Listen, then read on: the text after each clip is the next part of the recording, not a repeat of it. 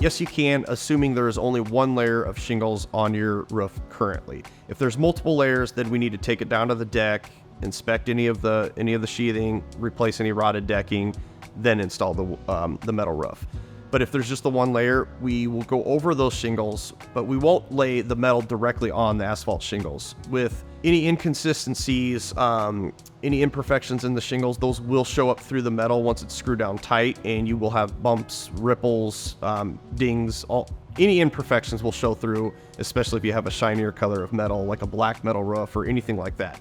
So then what we would typically do is we would fasten a 1x4 purlin into the rafters directly over top of the asphalt shingles.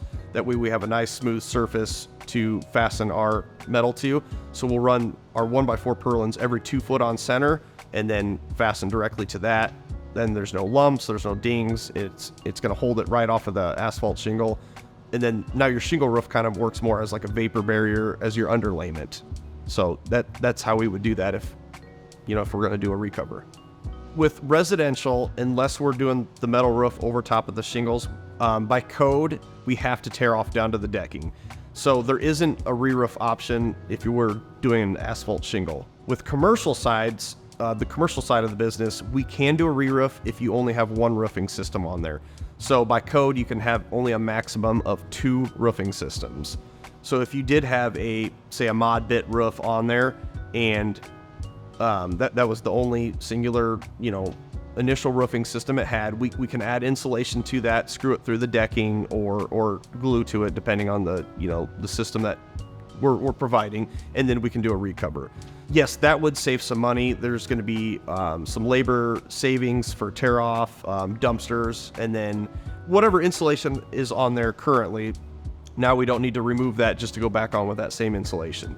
So around here, it's an R25 code. So that's, so we'll put on 2 layers of 2.5 inch ISO to get you to that R25 code.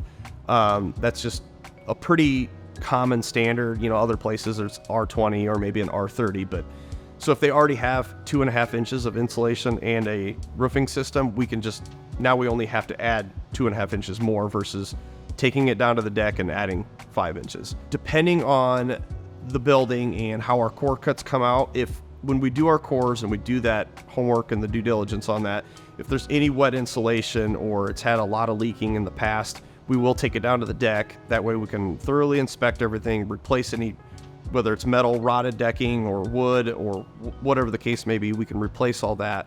Then we can bring everything back up to code with just one single system and a full 25-year NDL manufacturer's warranty.